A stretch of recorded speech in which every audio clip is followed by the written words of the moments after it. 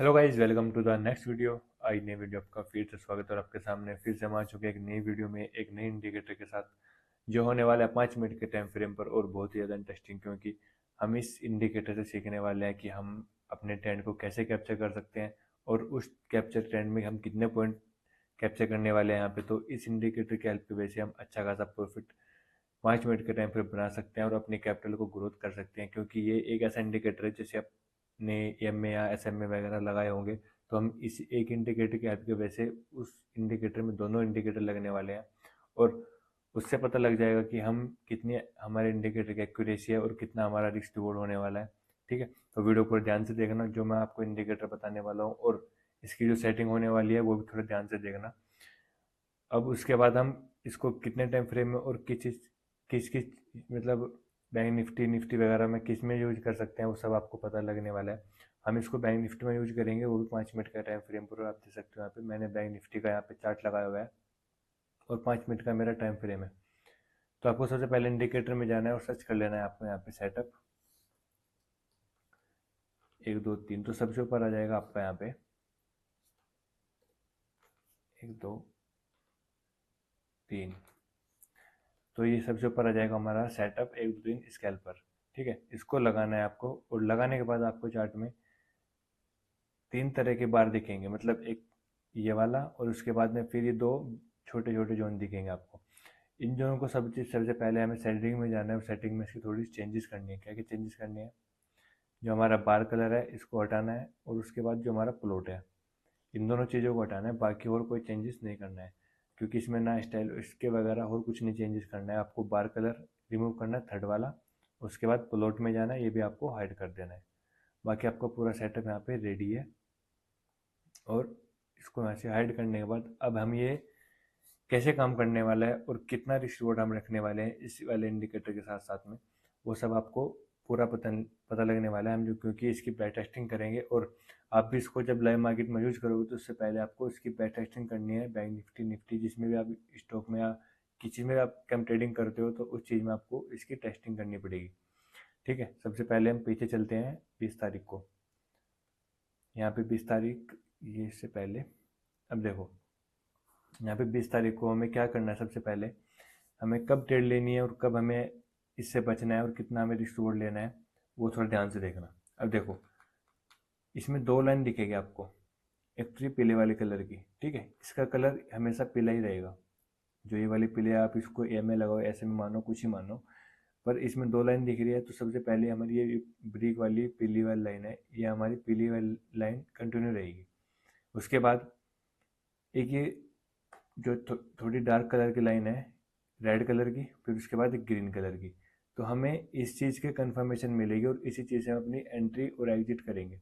कैसे करेंगे? देखो, जब ये नीचे की साइड से इसको क्रॉस करेगी, ठीक है, ये पीले वाली लाइन नीचे से क्रॉस करेगी, वहाँ से हम अपनी एंट्री बनाएंगे कॉल साइड की। ठीक है, जैसे कि इसने यहाँ पे इसको क्रॉस किया और एंट्री हम पिछले वाली हाई की अपना टारगेट लगा के स्टॉप लॉस सेम कैंडल या पिछले वाली कैंडल की लो का टारगेट लगाएंगे, वो स्टॉप लॉस लगाएंगे और अपना टारगेट रखेंगे जो पीछे वाला हाई होगा। जैसे कि ये वाला हाई है, उसके बाद यहाँ पे ये हमारा टारगेट। और अगले दिन मार्केट में गैप अप खुलने के बाद ऑलमोस्ट हमारा टारगेट होता है 10:15 में। यहाँ पे हमारा टारगेट आ गया। ठीक, मार्केट उससे ऊपर और भी गई क्योंकि उससे पीछे वाला हाई कौन सा है? ये वाला। अगर हमने ये वाला हाई मार्क किया है तो ये भी हमारा टारगेट ऑलमोस्ट अचीव हुआ है। और 5 मिनट के टाइम फ्रेम पर आप ये पॉइंट अगर मतलब गिनो हुए कितने पॉइंट हमने यहाँ पे कैप्चर किए। देखो ये पॉइंट हमारे यहाँ पे ऑलमोस्ट बैठते हैं 870 पॉइंट बैठते हैं आपके। और स्टॉप लॉस कितना है आपका? कितना छोटा स्टॉप लॉस रहेगा? ऑलमोस्ट 100 पॉइंट का स्टॉप लॉस है और 800 पॉइंट आपके फेवर में। तो इतना बड़ा टारगेट अचीव करने के लिए आपके अंदर थोड़ा पेशेंस होना चाहिए। स्ट्रेटेजी हमेशा बता सकते हैं कि टारगेट हमें कैसे लेना है और कहाँ पे हमें एंट्री करनी है।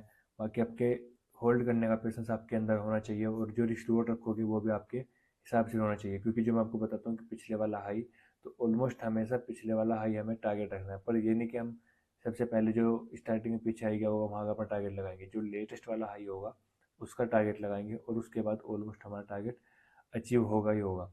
उसके बाद देखो इस येलो लाइन ने ऊपर से क्रॉस ओवर किया है, वहीं से हमारी ग्रीन लाइन कन्वर्ट हो चुकी है रेड लाइन में। तो यहाँ से अब क्या करेंगे, एक शॉर्ट साइड की एंट्री बनाएंगे। ठीक है, ये हमारी एंट्री, ये हमारा स्टॉप लॉस, और टारगेट कैसे, नीचे वाला लो।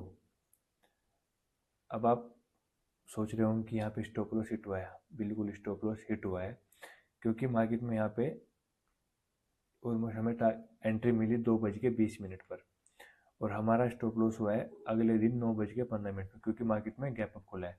पर अगर आपने ये BTST ट्रेड ली है, BTST का मतलब अगले दिन के लिए होल्ड किया है, पर तो उसमें आपकी चीज़ का स्टॉप लॉस नहीं लगता है। अगर आपने आज कोई ट्रेड ली है और उसको अगले दिन के लिए होल्ड कर रहे हो, तो उसमें आपका स्टॉप लॉस ऑटोमेटिक कट जाएगा, तो इसी वजह से स्टॉप लॉस नहीं जाएगा आपका। पर इस कैंडल बनने के बाद बहुत से लोगों ने यहाँ पे एग्जिट भी किया होगा, बहुत से लोगों ने एंट्री बनाई होगी, नई एंट्री बनाई होगी। पर आपको घबराना नहीं है, क्योंकि अगर आपका स्टॉप लॉस दोबारा हिट होता तो आप वहाँ पे एग्जिट कर सकते थे। पर आपका यहाँ पे टारगेट हिट हुआ है। और कितने पॉइंट आपको मिले हैं, अगर आप ये पॉइंट कैप्चर करोगे, ऑलमोस्ट 750 पॉइंट, और उसके अपोजिट में आपका स्टॉप लॉस सिर्फ 55 पॉइंट का। तो हमेशा ऐसी स्ट्रैटेजी ढूंढ के लाता हूँ जहाँ पे 1:4 का आपको टारगेट मिलता है, और उससे भी बड़ा। अगर ये स्टॉप लॉस आप छोटे छोटे स्टॉप लॉस दोगे तो उससे इतना बड़ा फर्क नहीं बैठने वाला है, क्योंकि आपके हाथ में कितने पॉइंट है, ऑलमोस्ट 700 से 800 पॉइंट है। अगर आप एक ट्रेड में 100 पॉइंट भी दे रहे हो, तो आपको 8 ट्रेड स्टॉप लॉस, अगर कंटिन्यूस में स्टॉप लॉस भी जाएगा, तो आप एक ही ट्रेड में सारा रिकवर कर सकते हो। अब उसके बाद मार्केट यहाँ पे साइडवेज हुई है। अब हमें उस चीज़ का कैसे पता लगेगा कि मार्केट में हमें ट्रेड कैसे नहीं लेनी है, कहाँ पे नहीं लेनी है। अब देखो, यहाँ से हमें क्रॉसओवर मिला, क्रॉसओवर मिलने के बाद एक कैंडल इतनी बड़ी बनी है, तो हम उस पर ट्रेड नहीं बनाएंगे। अब देखो, यहाँ पे हमने एंट्री किस बेस पे बनाई थी कि बहुत छोटा स्टॉप लॉस होगा। अगर हमने यहाँ पे एंट्री बनाई है तो स्टॉप लॉस हमारा समझो कितना बड़ा स्टॉप लॉस हो सकता है। मैं पहले इसको हटा दूँ। अब यहाँ पे हमने कॉल साइड की एंट्री बनाई है, सपोज करो इस जगह पे, क्योंकि इस कैंडल बनने का हम वेट करेंगे। अब हम स्टॉप लॉस इतना बड़ा स्टॉप लॉस लगाएंगे तो ये बिल्कुल भी ठीक नहीं है, क्योंकि इतना बड़ा स्टॉप लॉस लगाने का मतलब है आपका अकाउंट, मतलब मोर देन हाफ आपका खाली हो सकता है। आपको स्टॉप लॉस हमेशा 20 से 30 से ज़्यादा 50 पॉइंट का आपका स्टॉप लॉस लगाना है, अगर आप 1:4 का रिस्क रिवॉर्ड रख रहे हो। और ये कितना बैठ रहा है यहाँ पे, ये बैठ रहा है 29, और लगभग 300-400 पॉइंट का स्टॉप लॉस बैठ रहा है आपका। उसके अपोजिट में आपको टारगेट कितना बड़ा रखना पड़ेगा, 1500-1600 पॉइंट का। तो इतना बड़ा स्टॉप लॉस लगाने का मतलब है स्टॉप लॉस जाएगा ही जाएगा। थोड़ा स्टॉप लॉस रखोगे तो ट्रेड 1 से 2 या 3 भी ट्रेड ले सकते हो, पर अगर एक ही ट्रेड में आप अच्छा खासा लॉस कर दोगे, फिर उसके बाद दोबारा ट्रेड लेने का सोचोगे भी मत। अब उसके बाद देखो, जैसे कि इस जगह पे यहाँ पे दोबारा फिर इसने क्रॉस ओवर किया ऊपर की साइड से, और यहाँ पे हमारी कौन सी लाइन बनी, रेड लाइन। अब यहाँ से हम एक शॉर्ट साइड की एंट्री बनाएंगे इस जगह से, और हमारा स्टॉप लॉस यहाँ पे कितना छोटा है, ऑलमोस्ट 40 पॉइंट का स्टॉप लॉस है यहाँ पे हमारा। और टारगेट पीछे वाला हाई देखते हैं पहले, ये है यहाँ पे, मैं इसको मार्क करता हूँ और इसको छोटा करता हूँ। ये हमारा टारगेट, यहाँ पे भी आपको 1:3 का टारगेट मिल रहा है। और देखो, अगर आपने मैं मानता हूँ कि आपने यहाँ पे स्टॉप लॉस गवाए, 3 से 4 स्टॉप लॉस यहाँ पे खो दिए हैं। स्टॉप लॉस कितने जा रहे हैं, ऑलमोस्ट 50 पॉइंट के मान रहे हैं, तो 3 में आपको 150 पॉइंट आपके स्टॉप लॉस गए हैं। उसके अपोजिट में आपको यहाँ पे 200-300-400 पॉइंट एक ही ट्रेड में मिल रहे हैं। तो अगर रिस्क लेना है तो बड़ा रखना पड़ेगा आपके हाथ में रिस्क रिवॉर्ड, और उसके बाद आपके अंदर पेशेंस होगा तो आप अच्छा खासा पैसे कमा सकते हो, वो भी 700-800 पॉइंट एक ही ट्रेड में। ठीक है, उसके बाद यहाँ पे अगर कैप्चर किया होगा, यहाँ पे भी आपको लगभग 600-700 पॉइंट मिले होंगे।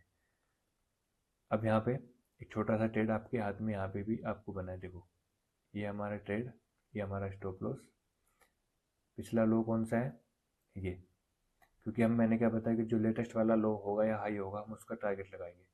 ये देखो, यहाँ पे इसने बाउंस बैक किया मार्केट ने, यहीं से हमने अपना टारगेट लगाया, और आपका टारगेट यहाँ पे जाके हिट हुआ, पर उससे पहले आपका स्टॉप लॉस क्या है, स्टॉप लॉस कितने पॉइंट का है, 758, और लगभग 50 पॉइंट का आपका स्टॉप लॉस है यहाँ पे।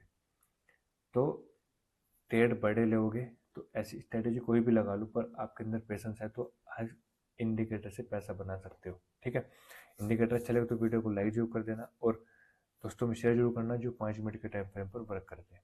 ठीक है, तो वीडियो देखने के लिए thank you. Have a good